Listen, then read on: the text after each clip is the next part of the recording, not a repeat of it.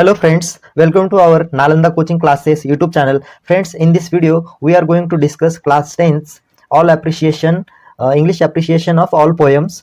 We have total 8 poems in 4 unit. Okay, it has 5 marks to each poem and it has 5 points. Okay, so we will discuss all this poem one by one. We will complete all this poem one by one. आपल्याला total 8 poem आहेत, त्यात 4 युनिटमध्ये total 8 poem दिले. त्या प्रत्येक 8 पोएमसाठी आपल्याला appreciation पाठ करावं लागणार आहे. तर on the poem it has 2 types of question. First question, पोएमवरती आपल्याला 2 प्रकारचे प्रश्न असतात. पहिला जो प्रश्न असतो तो question number 3. In question number 3 read the following stanza and do activities. पहिल्या क्वेश्चन मध्ये म्हणजे ए असतो, क्वेश्चन नंबर 3 मध्ये ए असतो, 3 प्रश्न असतात ना. It has 3 questions that first 2 marks, second 2 marks आणि थर्ड वन इज 1 मार्क. अशा प्रकारचे 3 प्रश्न आहेत की जे तुम्हाला 5 मार्क आले. After that we have a question number 3B, that is appreciation of the poem. It has only 5 marks. How many marks for that? 5 marks. What is the question? Read the following poem and write an appreciation of it with the help of the given points below. आता हे जे खाली दिलेले point आहे त्या पॉईंटच्या आधारे तुम्हाला अप्रिशिएशन लिहायचं असतं आणि प्रत्येक पॉईंटला मार्क आहे. तर प्रत्येक पॉईंटचा जो मार्क आहे तर तो पहिला आहे पॉईंट टायटल, त्याच्यासाठी तुम्हाला अर्धा मार्क दिलेला आहे. त्याच्यानंतर आहे नेम, त्याच्यात नेम ऑफ द पोएट कोणते आहेत त्यांच्यासाठी अर्धा मार्क आहे.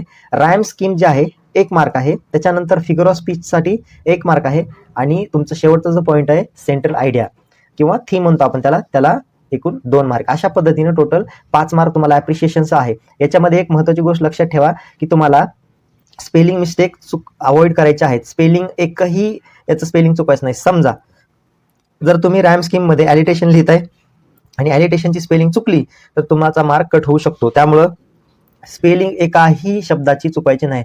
समजा तुम्ही थीममध्ये किंवा सेंट्रल आयडियामध्ये बाय चान्स एखादा स्पेलिंग इकडचा तिकडं झाला तर ते ॲडजस्टेबल आहे. But in title, poet, rhyme scheme and figure of speech you cannot wrong the spelling. Okay, तुम्ही रॉंग स्पेलिंग राईट करू शकत नाही, त्याच्यामुळं व्यवस्थित स्पेलिंग वगैरे लक्षात ठेवा.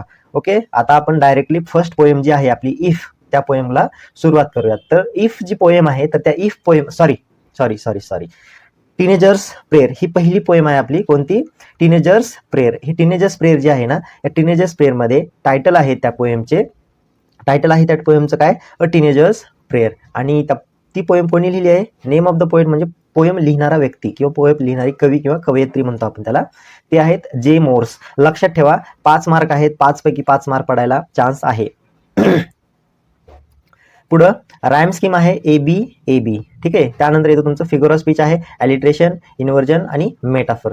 हे 3 पैकी कुठलंही एक फिगर ऑफ स्पीच तुम्हाला लिहायचं आहे. माझ्या मते तुम्ही 2 फिगर ऑफ स्पीच लिहिले तरी चालतात. 2 फिगर ऑफ स्पीच लिहा, एकाची स्पेलिंग चुकली, एक चुकलं तर दुसरं तरी बरोबर आलं पाहिजे. हे पाठ करून ठेवा. अप्रिशिएशन, सगळ्या पोएमचे अप्रिशिएशन पाठ करून ठेवा. And what is the central idea of this poem? Okay, the central idea of the poem is teenagers desire. Desire म्हणजे काय? इच्छा. टीनेजरची जी डिझायर आहे ना, किशोरवयीन मुलांची जी डिझायर आहे, इच्छा आहे, तर काय? तर to be able to take the right decision that leads to success in life. म्हणजे टीनेजरची इच्छा अशी आहे की त्याच्या लाईफमध्ये त्याला असा योग्य निर्णय घ्यायचा आहे की कशासाठी? लाईफमध्ये किंवा जीवनामध्ये सक्सेस होण्यासाठी, यशस्वी होण्यासाठी. The teenager request the Lord. त्यासाठी टीनेजर काय करतोय? रिक्वेस्ट करतोय कोणाला? लॉर्ड म्हणजेच गॉडला. कशासाठी? टू हेल्प गाईड हिम, म्हणजे त्याची जी जर्नी आहे in his journey in life, त्याचं जे लाईफ जर्नी आहे त्या लाईफ जर्नीमध्ये देवाने त्याला काय करायला पाहिजे? हेल्प करायला पाहिजे, गाईड करायला पाहिजे. त्यासाठी तो काय करतो? रिक्वेस्ट करतो. He wants God to the help him leads a good life. आणि त्याला असं वाटतं, त्याची इच्छा आहे की देवाने त्याला मदत करायला पाहिजे त्याच्या लाईफमध्ये, त्याची लाईफ कशी होण्यासाठी? गुड होण्यासाठी, बेटर होण्यासाठी. आता हे टीनेजर आहे तर ते ही किंवा शी दोन्हीपैकी कोणीही असू शकतं. ठीक आहे. हे झालं पहिलं appreciation, first poems appreciation, that is a teenagers prayer. And the second poem is basket full of moonlight. Second poem कोणती आहे आपली? Basket full of moonlight. Basket full of मूनलाईटचं टायटल तुम्हाला तिथं दिलेलं असतं. टायटल काय? Basket full of moonlight. Name of the poet काय? सुनील शर्मा यांनी पोएम लिहिली आहे. Basket full of moonlight poem कोणी लिहिली? सुनील शर्माने लिहिलेली आहे. त्यानंतर या पोएमचा राईम स्कीम. आता पोएममध्ये राईम स्कीम नाही, म्हणजेच ही पोएम कोणती आहे? फ्री वर्स आहे. आता हे फ्री वर्सची सुद्धा स्पेलिंग चुकू नका. फ्री VERSE, फ्री वर्स असं म्हणतो आपण त्याला. ठीक आहे, अशी स्पेलिंग आहे. आणि मेन गोष्ट, फ्री वर्स कशाला म्हणतो आपण? ज्या पोएममध्ये काय नसते? राईम स्कीम नसते, त्या पोएमला आपण म्हणतो कोणत्या फॉर्ममध्ये लिहिली आहे? फ्री वर्समध्ये लिहिली आहे. Okay, there is a poem where there not rhyme scheme, proper rhyme scheme used in this poem, that is called a free वर्स. अशा पोएमला आपण काय म्हणतो, फ्री वर्स पोएम म्हणत असतो. ठीक आहे. आता तुमचं फिगर ऑफ स्पीच काय त्याच्यामध्ये, तर ॲलिटेशन आहे, रिपिटेशन आहे, अपॉस्ट्रोफी आहे, हायपरबोल. आता प्रत्येक फिगर ऑफ स्पीचचा अर्थ आहे, तो अर्थ आपण नेक्स्ट व्हिडिओमध्ये बघूयात किंवा येणाऱ्या व्हिडिओमध्ये बघूयात की फिगर ऑफ स्पीच म्हणजे काय, कोणतं फिगर ऑफ स्पीचला काय असतं आणि त्याचे वेगवेगळे एक्झाम्पल सुद्धा आपण बघूयात. हे झालं फिगर ऑफ स्पीच. आता सेंट्रल आयडिया काय, the central idea of the poem is a child desire to spend more time with his father. आता या पोएम मध्ये एक मुलगा आहे, त्या मुलाची इच्छा आहे की त्याचा जो वेळ आहे तो जास्तीत जास्त वेळ त्याला कोणासोबत स्पेंड करायचा आहे, घालवायचा आहे, त्याच्या वडिलांसोबत घालवायचा आहे. आणि त्याची इच्छा, the wish of a child to light up his village road. आणि त्याच्या गावातला जो रोड आहे त्या रोडच्या साईडला जे लाईट आहे त्या लाईटला काय करायचं, त्याला रोडला लाईट अप करायचं म्हणजे प्रकाशमान करायचं आहे. युजिंग काय, कशाचा यूज करून, युजिंग मून लाईट म्हणजे चंद्रप्रकाशाचा यूज करून. To make travelling easier for the people म्हणजे या गावातून बाहेर किंवा म्हणजे गावातून बाहेर आणि बाहेरून गावात येणाऱ्या लोकांसाठी प्रवास इझी करण्यासाठी त्याला तो जो रोड आहे तर तो काय करायचा आहे, मूनलाईट किंवा लाईट अप करायचा आहे. कशाचा यूज करून, मूनलाईटचा यूज करून. ठीक आहे. In the village it express the child's love for his father and villagers. आणि हे जे लाईन आहे किंवा हे जे त्याचं जे मत आहे, त्याची जी इच्छा आहे, त्याच्यातून काय दर्शवतं तर त्याचं वडिलांबद्दल असलेलं प्रेम हे दाखवत असतं.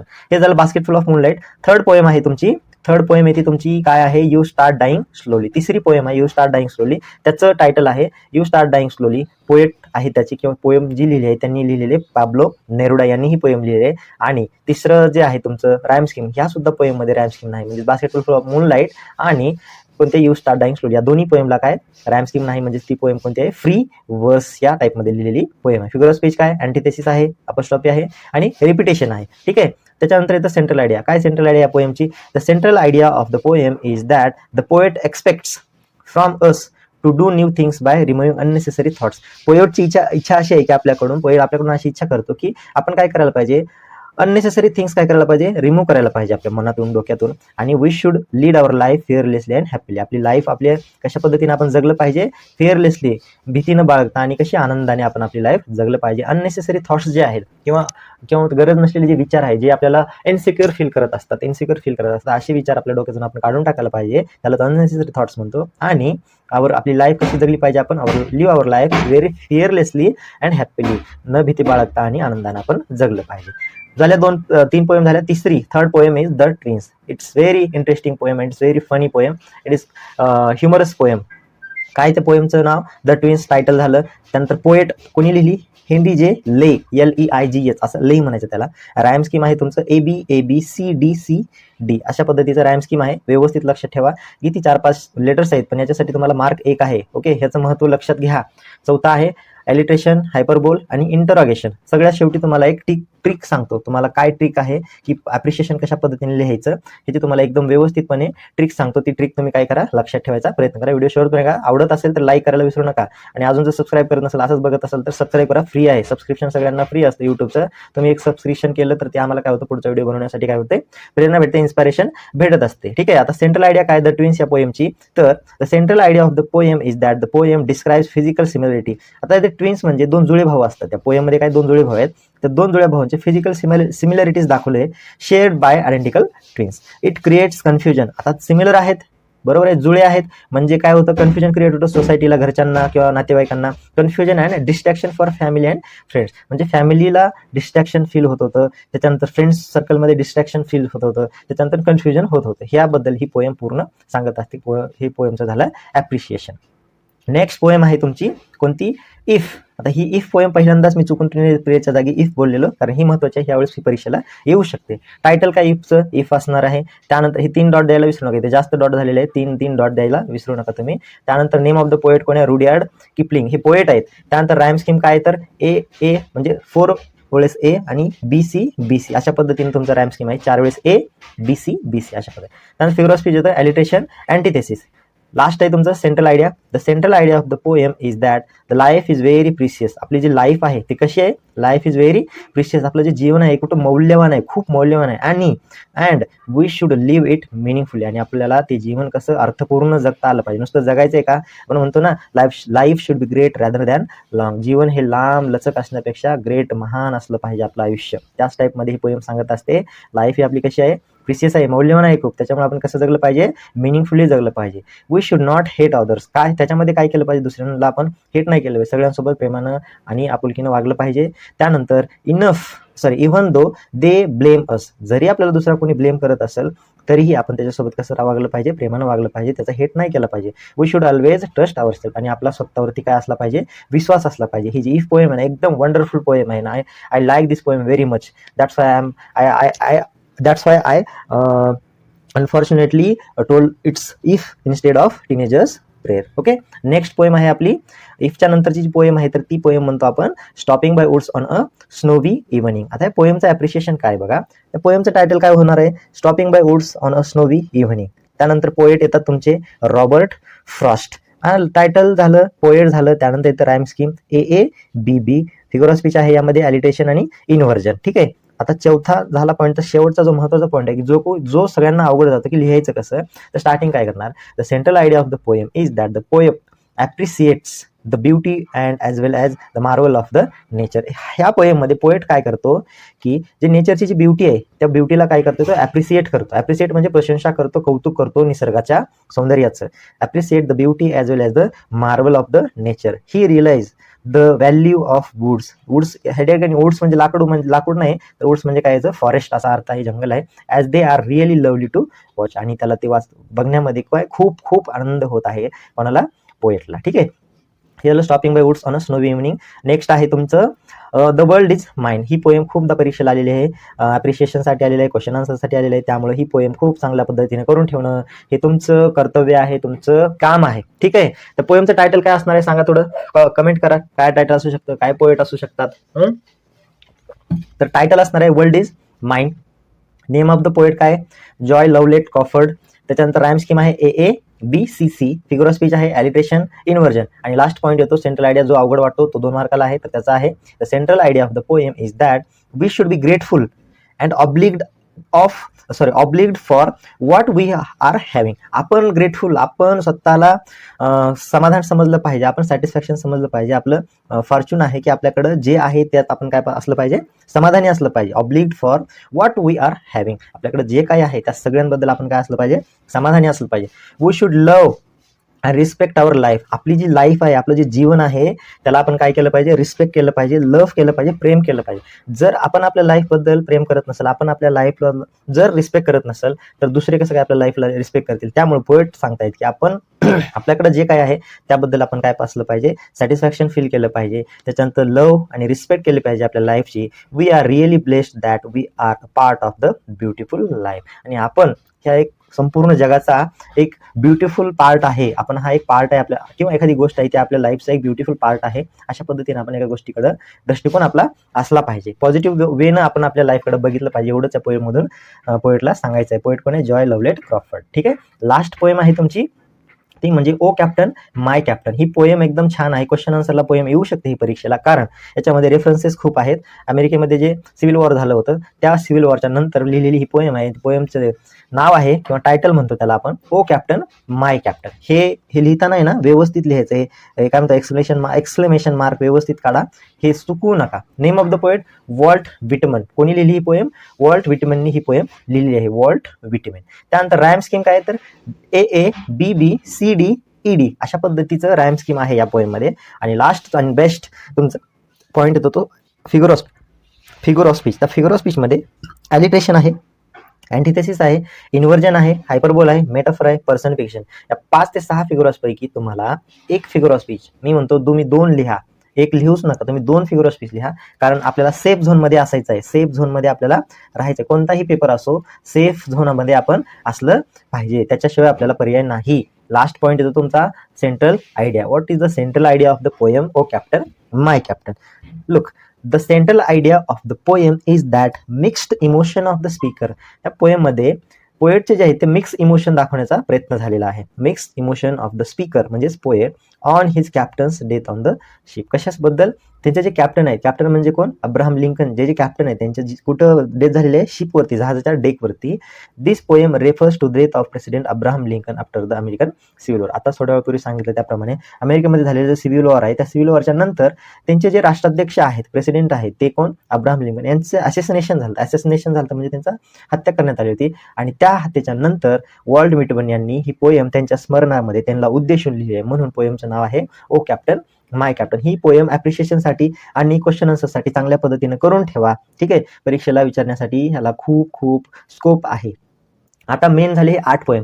आता महत्वाची गोष्ट काय, तर ॲप्रिशिएशन लिहायचं कसं, तर सगळ्या पोएमचं ॲप्रिशिएशन तुम्हाला पाठ होतं आणि व्हायलाच पाहिजे, झालंच पाहिजे.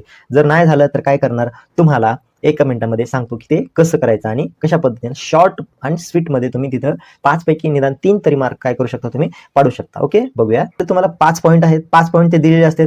क्वेश्चनच असतो असा की read the following poem and write an appreciation with the help of the points given below. अशा प्रकारचे पॉईंट आहेत. तुम्हाला काय करायचंय, टायटल, अख्खी पोएम तिथं दिलेली असते त्यांनी, त्या पोएमला टायटल सुद्धा दिले असतं. ते टायटल जशाच तसं व्यवस्थित स्पेलिंग मिस्टेक न होता तुम्ही तिथे लिहायचं आहे. नेम ऑफ द पोएट, काय नेम ऑफ द पोएम, खाली पोएम, सगळी पोएम तिथं लिहिलेली आहे आणि त्या पोएमच्या खाली इथं पोएटचं नाव असतं, ते सुद्धा पोएटचं नाव तुम्हाला इथं अप्रोप्रिएट लिहायचं आहे, स्पेलिंग मिस्टेक न करता. तिसरा पॉईंट होतो राईम स्कीम. आता हे राईम स्कीम तर तुम्हाला पाठ व्हायला पाहिजे. नसेल पाठ होत तर पोएमचं जे सगळ्या शेवटच्या लाईनी आहेत त्या प्रत्येक लाईनमध्ये काय यमक जुळतं, काय राईम मॅच होते, त्याच्यानुसार तुम्ही राईम स्कीम काढू शकता. A B B C C. नसेल तर तुम्ही जेवढ्या पोएम दिलेल्या आहेत तेवढ्यापैकी फ्री वर्स कोणते आहेत तेवढे लक्षात ठेवा. जर बाय चान्स त्याच्यातली फ्री वर्स आली, 2 पोएम फ्री वर्स, बास्केट फुल ऑफ मूनलाईट असेल किंवा अजून एक दुसरी पोएम कोणती त्याच्यानंतरची यू स्टार्ट डाइंग स्लोली, अशा काही पोएम आहेत की ज्यांचे फ्री वर्स अशा पद्धतीचं आहे, त्याच्यात की काय नाही, काय म्हणतात त्याला, राईम स्कीम नाही. ठीक आहे, आणि काही पोएम अशा आहेत की ज्यांच्या सिंपल राईम्स आहे, ए बी बी अशा पद्धतीचे राईम स्कीम आहेत. हे 2 प्रकार करा. राहिलेले जे 2 प्रकार आहेत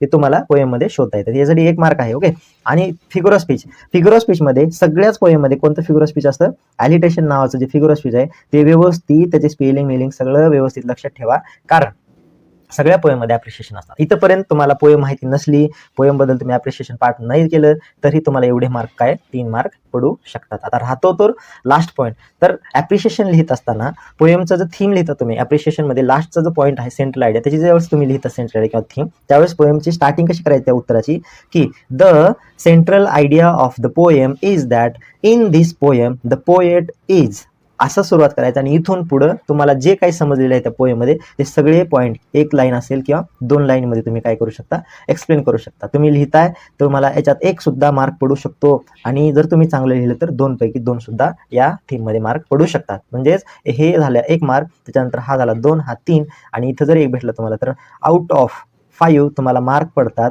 4, काहीच माहिती नाही तरीही. आणि जर तुम्ही चांगल्या पद्धतीनं करून गेला तर 5 पैकी 5 मार्क देणारा हा पॉईंट आहे, हा क्वेश्चन आहे, क्वेश्चन नंबर 3B. ठीक आहे, अशा पद्धतीने आपण ॲप्रिशिएशन कसं लिहायचं आणि काय ॲप्रिशिएशन आहे, कोणते पोएम आहेत, त्यांचं थीम काय होती, सेंट्रल आयडिया काय होती, किंवा काय होते, हे सगळे पॉईंट आपण व्यवस्थितपणे डिस्कशन केलेलं आहे. आणि व्हिडिओ तुम्ही शेवटपर्यंत बघितला त्याबद्दल तुमचं आभार. पुढे भेटूया एक चांगल्या व्हिडिओमध्ये, नवीन व्हिडिओमध्ये अशाच माहिती पूर्ण. तोपर्यंत चॅनलला सबस्क्राईब करा, मित्रांना शेअर करा. हा व्हिडिओ आवडला असेल तर लाईक करायला विसरू नका. धन्यवाद.